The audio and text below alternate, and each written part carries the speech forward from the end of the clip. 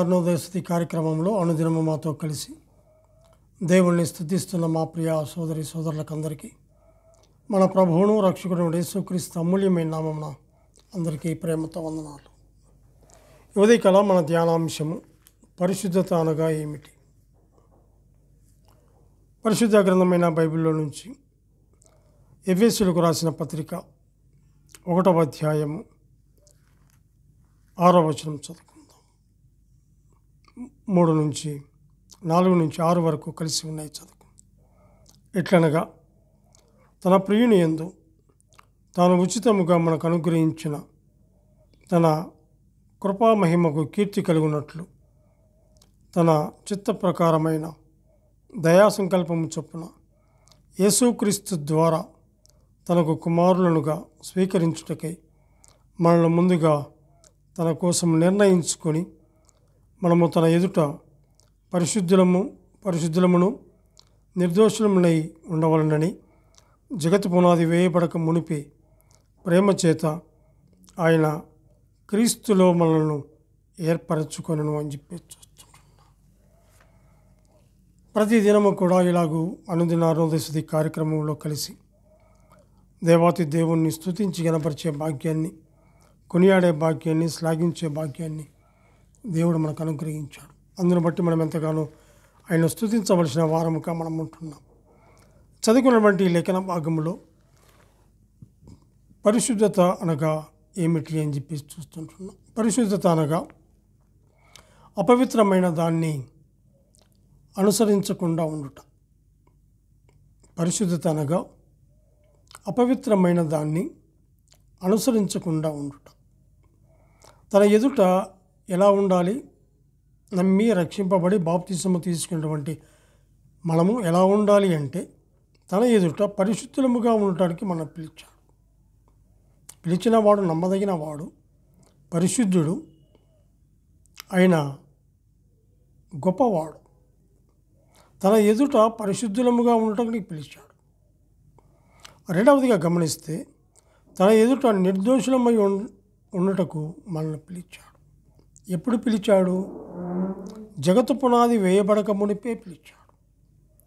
జగత్తు పునాది వేయబడక మునిపే ఎలా పిలిచాడు?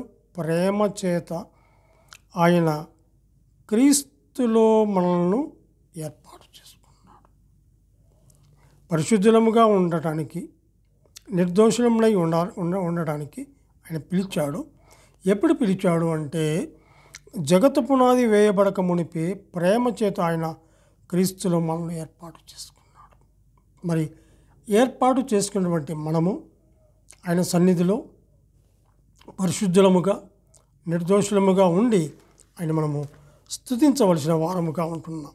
అందుకే అంటాడు కదా, పేతురు వ్రాసిన మొదటి పత్రిక 1వ అధ్యాయము 14-16 వచనాలు అంటాడు, నేను పరిశుద్ధుడనై ఉన్నాను కనుక మీరును పరిశుద్ధులనై ఉండుడని వ్రాయబడి ఉన్నది అంటూ, మీరు విధేయులకు పిల్లలై అంటూ మీ పూర్వపు అజ్ఞాన దశలో మీకుండిన ఆశలను అనుసరించి ప్రవర్తింపక మిమ్మును పిలిచిన వాడు పరిశుద్ధుడై ఉన్న ప్రకారం. ఏమంటున్నాడు? పిలిచిన వారెవరు? పరిశుద్ధుడు. పరిశుద్ధత అనగా మిమ్మును పిలిచిన వాడు పరిశుద్ధుడై ఉన్న ప్రకారం మీరును సమస్త ప్రవర్తన యందు పరిశుద్ధులే. సమస్త ప్రవర్తన యందు ఆయన ఎదుట పరిశుద్ధులముగా ఉండాలి, ఆయన ఎదుట నిర్దోషులముగా ఉండాలి, పిలిచిన పిలుపుకు లోబడిన వారముగా ఉండాలి. ఎలా ఉండాలి? విధేయులకు పిల్లలముగా ఉండాలి. ఆయన పరిశుద్ధుడు కనుక మీరు కూడా సమస్త ప్రవర్తన యందు పరిశుద్ధులుగా ఉండండి అని చెప్పేసి పిలిచినట్లుగా చూస్తుంటున్నాం. ఇదే దశలోనికలకు రాసినటువంటి మొదటి పత్రిక, దశలోనికలకు రాసిన మొదటి పత్రిక 4వ అధ్యాయము 7వ వచనం చదువుకుందాం. పరిశుద్ధుల ఒకటకే దేవుడు మనల్ని పిలిచెను, కానీ అపవిత్రులుగా ఉండటకు పిలవలేదు. మనల్ని ఎందుకు పిలిచాడు అంటే పిలిచిన వాడు ఎవరు? పరిశుద్ధుడు. పరిశుద్ధుడు పిలిచాడు. ఇక్కడ మనం గమనించినట్లయితే పరిశుద్ధుల్లో ఒకటకే దేవుడు మనల్ని పిలిచెను, కానీ అపవిత్రులుగా ఉండటకు పిలవలేదు. నేను ముందే చెప్పాను, పరిశుద్ధత అనగా అపవిత్రమైన దాన్ని అనుసరించకుండా ఉండటం. అసహ్యమైన దాన్ని తొలగించుకొనుట. ఒకసారి మనము నమ్మి రక్షింపబడి బాప్తిసము తీసుకొని సంఘ సహవాసములో చేర్చబడి అనుదిన జీవితములో విధేయులముగా దేవునికి సమస్త ప్రవర్తన యందు మనం పరిశుద్ధులుగా ఉంటూ ఆయన సన్నిధిలో నమ్మకంగా పరిశుద్ధులముగా నిర్దోషులముగా మనం ఉంటూ ఆయన మనం స్తుతించవలసిన వారంగా మనం ఉంటున్నాం. అందుకంటాడు, పరిశుద్ధులగుటకే దేవుడు మనల్ని పిలిచిన కానీ అపవిత్రులుగా ఉన్నట్టుకు పిలవలేదు అన్నాడు. అయితే లేవియాకాండంలో కూడా ఒక మాట చూసినట్లయితే లేవియాకాండము 26వ అధ్యాయము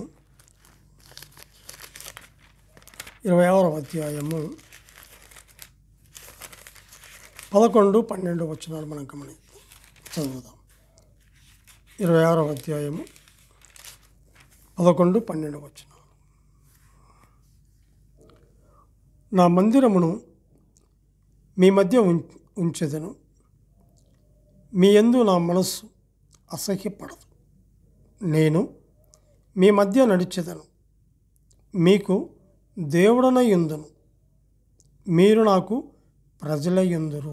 ఎంత గొప్ప భాగ్యము కదా! పరిశుద్ధులుగా ఉండటానికి పిలిచాడు, నిర్దోషులముగా ఉండటానికి పిలిచాడు. పిలిచిన దేవుడు నమ్మదగిన వాడు, పిలిచిన దేవుడు పరిశుద్ధుడు కనుక పరిశుద్ధులగుటకే మనల్ని పిలిచాడు. అయితే నా మందిరమును మీ మధ్య ఉంచెదను. ఆయన స్వరక్తం ఇచ్చి సంపాదించినటువంటి సంఘములో ఆయన సన్నిధిలో మనల్ని ఉంచాడు. నేను మీ మధ్య నడిచెదను, మీకు దేవుడనయుందును, మీరు నాకు ప్రజలయుందురు అంటున్నా. మీరు నాకు ప్రజలయుందురు, మీరు నా సొత్తు అన్నాడు. ఎందుకంటే తన స్వరక్తము ఇచ్చి సంపాదించిన సంఘములో మనల్ని ఉంచాడు. మనల్ని ఆయన ప్రేమించాడు. ఎంతగా ప్రేమించాడు? రక్తము కారునంతగా మనం ప్రేమించాడు. అందుకే అంటాడు ద్వితీయోపదేశకాండం 23:14, నీ పాలెములో సంచరించుచుండగా మీ మధ్య ఉన్నాను, మీ మధ్య నడుస్తూ ఉన్నాను, నేను పరిశుద్ధుడను, మీరు కూడా పరిశుద్ధులుగా ఉండాలి, అంటే మీరు నాకు ప్రజలై ఉన్నారు అన్నాడు. ఇశ్రాయేలుకే కాదు, ఈనాడు మనకు కూడా అసహ్యమైనది ఏదీ ఉండకూడదు. ఇప్పుడు పాలెము పరిశుద్ధంగా ఉండాలి, మన హృదయం పరిశుద్ధమైనదిగా ఉండాలి, మన సంఘము పరిశుద్ధమైనదిగా ఉండాలి, మన హృదయము పరిశుద్ధంగా ఉండాలి, మనము పరిశుద్ధంగా ఉండాలి. అంతేకాదు మన కొరకు మన ప్రభువైన యేసుక్రీస్తు కల్వరి గిరిలో రక్తము చిందించి ఆ రక్తదారులో మన ప్రతి పాపమును కడిగి పరిశుద్ధులుగా చేశాడు, నిర్దోషులుగా చేశాడు. ఆయన మన మధ్య ఉన్నాడు, మన మధ్య ఉన్నటువంటి దేవుడు. అంటాడు, నా మందిరమును మీ మధ్య ఉంచెదను, నేను మీ మధ్య నడిచెదను, మీకు దేవుడనే యుందును, మీరు నాకు ప్రజలై యుందురు. మనం ఆయన సొత్తు, ఆయన ప్రజలము. ఎందుకంటే ఆయన కార్చిన రక్తములో మన ప్రతి పాపమును కడిగి ఆయన బిడ్డలుగా, ఆయన కుమారులు కుమార్తెలుగా మనం చేసుకున్నాడు. మన హృదయం శుద్ధిగా ఉండాలి, పరిశుద్ధమైనదిగా ఉండాలి. మన పాలెము, మన చుట్టుపక్కల ప్రాంతము కూడా పరిశుద్ధంగా ఉంచుకోవాలి. మనము కూడా పరిశుద్ధంగా ఉండి ప్రభువును మనము ప్రభువును మనము విధేయులమై మనము ప్రభువుకు ఆయన స్తుతించాలి, ఆయన గణపరచాలి. ఎందుకంటే నీ కొరకు నా కొరకు రక్తము కార్చి ప్రాణము పెట్టి సమాధి చేయబడి మరలా 3వ దినమున మృత్యుంజలేసి తండ్రి కూడా పార్శ్వమున కూర్చొని మనందరి కొరకు విజ్ఞాపన చేస్తూ తిరిగి రానయ్యున్నాడు. అందును బట్టి ఆయన మనము ఈ ఉదయకాల వేళలో స్తుతించవలసిన వారముగా ఉంటున్నాం. దేవుడు తన వాక్యాన్ని దీవించునుగాక. ప్రార్థన చేసుకుందాం. పరిశుద్ధుడమైన మా ప్రియ పరలోకపు తండ్రి, మీ ఘనమైన శ్రేష్టమైన ఉన్నతమైన నామమునకు స్తుతులు స్తోత్రములు చెల్లించుకుంటున్నాం. దేవా, ఉదయకాల వేళలో నీ సన్నిధిలో చేరి ఆయన మిమ్మల్ని స్తుతించి కనపరిచే భాగ్యాన్ని మీరు మాకు అనుగ్రహించినందుకే స్తోత్రములు చెల్లించుకుంటూ మా రక్షకుడు మా ప్రాణ విమోచకుడు యేసుక్రీస్తు అమూల్యమైన నామమున స్తుతులు స్తోత్రములు చెల్లించి ప్రార్థన చేయిస్తున్నాము తండ్రి. ఆమెన్.